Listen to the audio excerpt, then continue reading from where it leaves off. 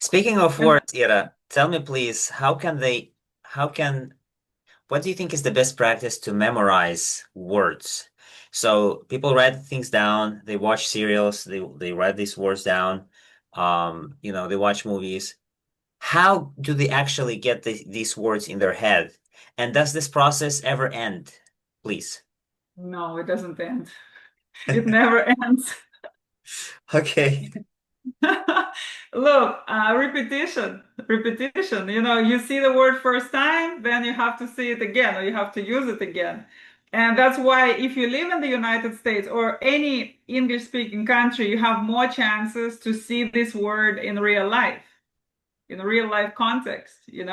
Because if you live outside English speaking country, there is no really way for you to see the word unless you watch a movie or you watch video on YouTube. It could be a good source, but in real communication, there are less chances for people who live outside, English speaking country to use it.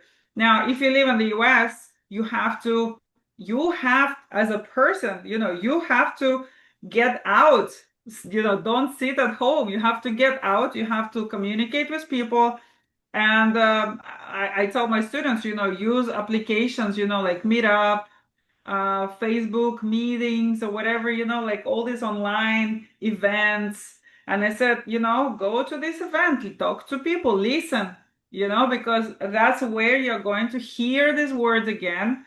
And then eventually you learn it. Because of course, if you learn a word, but you never use it again, you're going to forget it.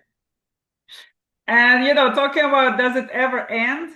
I tell my students, your goal is not to learn English. English is not your goal. I said you have to have a goal. You have to answer the question, why do you learn English? You're learning English for what? Yes. Because otherwise it's like too depressing, like it never stops.